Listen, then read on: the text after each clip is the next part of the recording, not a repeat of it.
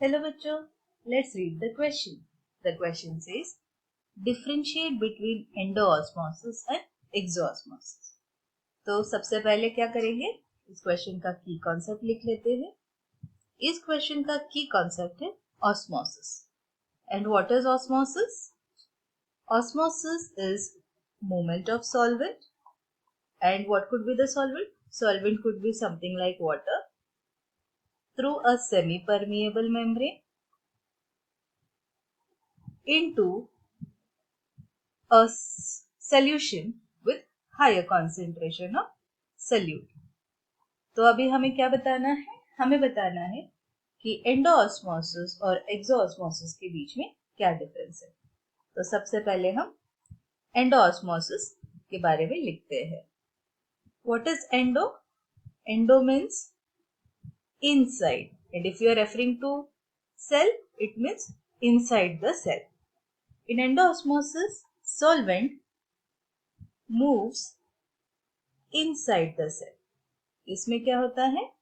Solvent जो है वो inside the cell move होता है. ये कब होता है endosmosis?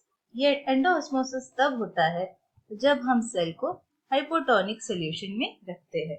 And what is hypotonic solution? Which has less concentration of solute, or you can say higher concentration of water. तो तब क्या होता है? वाटर जो है इनसाइड द सेल मूव होता है. एग्जाम्पल, जब हम रेजिन्स को वाटर में सोक करते हैं ओवरनाइट, तो क्या होते हैं? वो स्वेल हो जाते हैं. तो it is example of endosmosis. अभी हम देखते हैं एक्सोऑस्मोसिस. एक्सोऑस्मोसिस क्या होगा? एक्सो refers to outside. तो एक्सोऑस्मोसिस में जो है उसमें solvent moves outside the cell. And what is the solvent? Solvent could be water.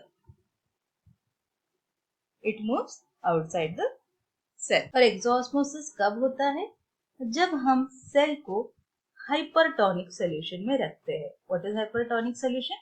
Which has higher concentration of solute और लेस concentration of solvent, जैसे वाटर का.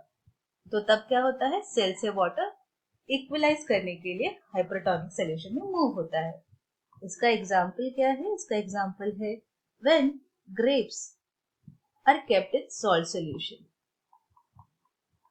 तब क्या होता है? ग्रेप्स से वाटर जो है वो सॉल्ट सॉल्यूशन में मूव होता है and it leads to shrinking of grapes.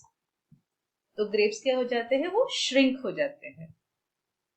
So what is the final answer?